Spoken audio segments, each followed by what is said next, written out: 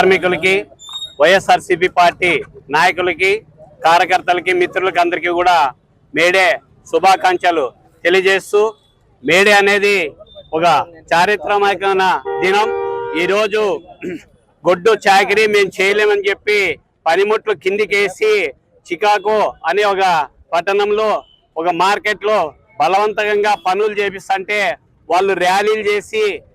సాధించుకున్నటువంటి దినమే మేడే అని చెప్పి తెలియజేస్తున్నాం. అంతేకాదు ఈరోజు ఎన్డీఏ కూటమి అధికారంలోకి వచ్చిన తర్వాత ఆ కార్మికులకి వ్యతిరేకంగా చట్టాలు తీసుకొచ్చి 8 గంటల పని దినాన్ని 10 గంటలు చేస్తూ మరి జీతాలు కూడా వాళ్ళని కుదవేసి వాళ్ళని ఇబ్బంది పెట్టడం జరుగుతుంది. మరి అంతేకాదు గతంలో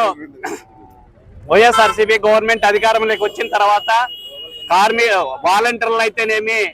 సచివాలయ ఉద్యోగస్తులతో 4 లక్షల మందిని నియమించి ప్రజల వద్దకు పాలన తీసుకొస్తే ఈ రోజు చంద్రబాబు నాయుడు గారు అవన్నీ కూడా రద్దుపరిచి ఇబ్బంది పెట్టిన కాలాలు ఉన్నాయి. మరి అంతేకాదు రాబోయే కాలంలో వైఎస్ఆర్ ట్రేడ్ యూనియన్